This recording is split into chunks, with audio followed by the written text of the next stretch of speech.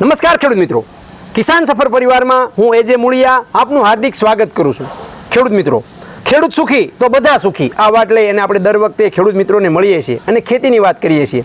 મિત્રો, દિવસે એ ખેડૂત મિત્રો જે છે એ પ્રાકૃતિક કૃષિ તરફ વળતા જાય છે અને આ પ્રાકૃતિક કૃષિની અંદર એ મિત્રો જો કોઈ મહત્વની કોઈ વાત હોય તો એ છે આપણા જૈવિક કલ્ચરો। અને આ જૈવિક કલ્ચરો જે છે એ ખેતીની અંદર કેવી રીતના ઉપયોગી થઈ શકે એ આપણે જાણીએ। આપણા ડૉક્ટર પુરુષોત્તમ રાવ જેઓ હૈદરાબાદથી જે છે એ આપણી સાથે છે અને છેલ્લા 20 વર્ષથી જે છે એ પોતે પ્રાકૃતિક કૃષિ માટે, જૈવિક કૃષિ માટે એ સતત ને સતત સંશોધન કરી રહ્યા છે અને સાથે સાથે એ એક કિસાન પણ છે અને એમની ખેતી જે છે એ કહેવાય ને કે આજે ખૂબ જ જે છે એ સરસ મજાની જે ખેડૂતો મિત્રો માટે જે એક ચેલેન્જ છે એ ચેલેન્જને સ્વીકારી અને એક નમૂનારૂપ જે છે એ તૈયાર કરી છે। ત્યારે આપણે સાહેબ પાસેથી જાણીએ કે સાહેબ આ જૈવિક કલ્ચરો શું છે, એ કેવી રીતના કામ કરે છે અને એની જરૂરિયાત હવે પછી શા માટે ઊભી થવાની છે એ અમારા ખેડૂત મિત્રોને વાત કરો। આપનો પરિચય।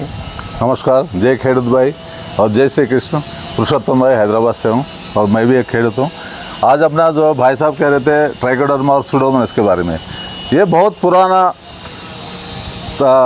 जीवक प्रक्रिया है, लेकिन हमने जब 1960 के बाद 65 में हमारा जो ग्रीन रेवोल्यूशन आया, ग्रीन रेवोल्यूशन में अपना खाद आ गया, केमिकल्स आ गया, पेस्टिसाइड आ गया और सीड के साथ साथ ये सारे आ गए।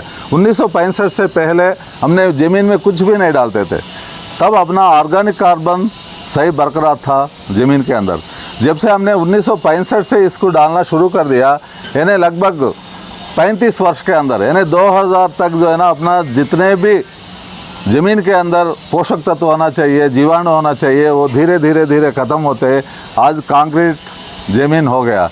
तो इसको हमने सुधारने के लिए फिर क्या करना चाहिए, उसमें ये जो बैक्टीरिया है जिसको ट्राइकोडर्मा बोलते हैं, सुडोमोनास बोलते हैं, वैसे मेट्राइजियम और पैचलोमाइसिस और एक बेवेरिया बैसियाना, ये सारे तत्व जो है ना हमने फिर से दोबारा ज़मीन में डालना चाहिए, तभी जाके अपना फिर से ज़मीन स्वस्थ बनने की क्षमता रखती है। तो ये जानकारी के लिए आज मैं आपके साथ, मेरा बात याद है, मैं एक किसान के रूप में आपके साथ मैं शेयर कर रहा हूँ। ये जो ट्राइकोडर्मा और सुडोमोनास ये जो है ये लैब के अंदर तैयार होता है, इसको ज़्यादा से ज़्यादा 6 महीने के अंदर हमने इसकी ज़मीन के अंदर भेजना चाहिए, ताकि इसकी जो शेल्फ लाइफ होता है ये भी एक जीवित है, इसकी जीवन प्रमाण जो है वो 6 महीने तक का ही होता है।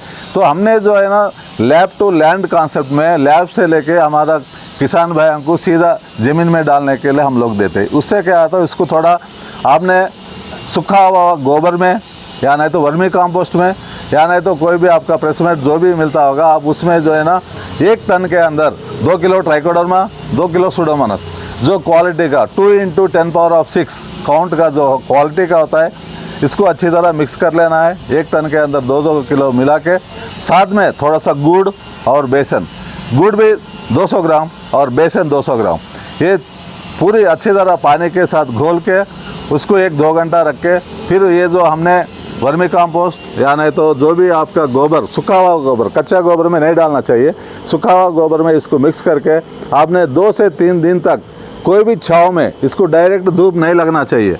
जब अगर धूप लगेंगे ये बैक्टीरिया पूरा जीरो हो जाएगा, फिर ये ट्राइकोडर्मा वगैरह काम नहीं करेगा।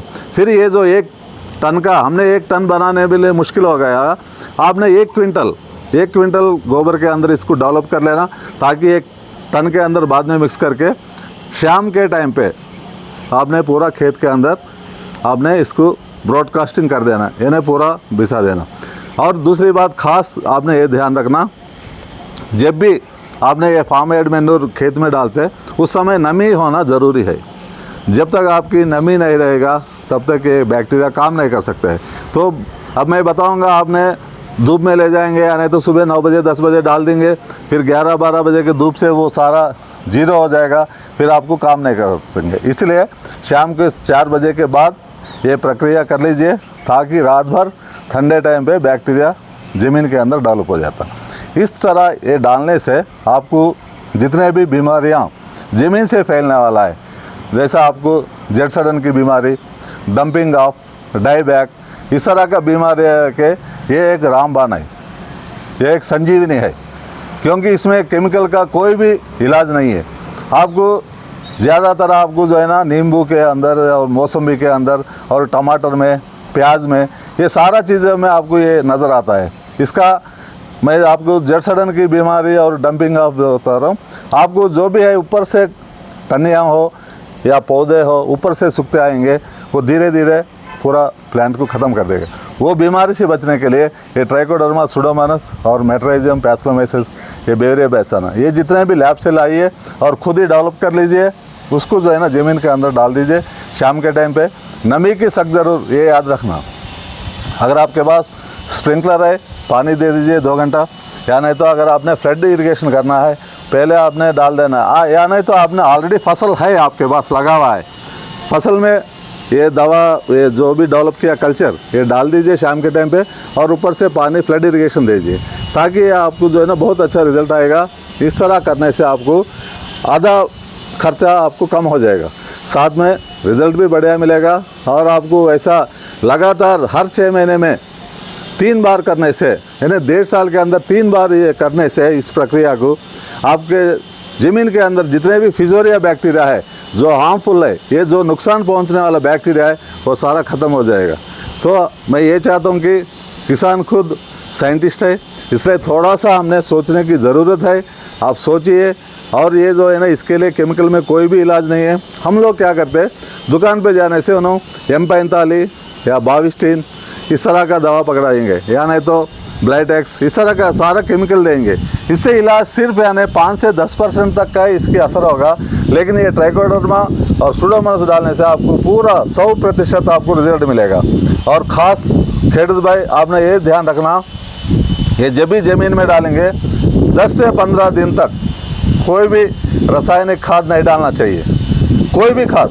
क्योंकि अगर आपने आज ये प्रक्रिया कर दिया, तीसरे या चौथे दिन फिर हमने रासायनिक खाद डालने से फिर ये सारा बैक्टीरिया ख़त्म हो जाएगा। इसलिए आपने 1 हफ्ते से लेकर 10 से 12 दिन तक कम से कम कोई भी रासायनिक खाद नहीं डालना चाहिए।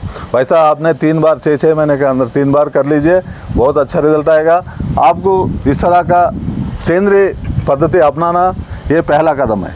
इसके बाद धीरे धीरे आप खुद भी जानेंगे। इसकी ये बैक्टीरिया पहले डेवलप करिए, फिर उसके बाद ज़मीन में डाल दीजिए। નમસ્કાર।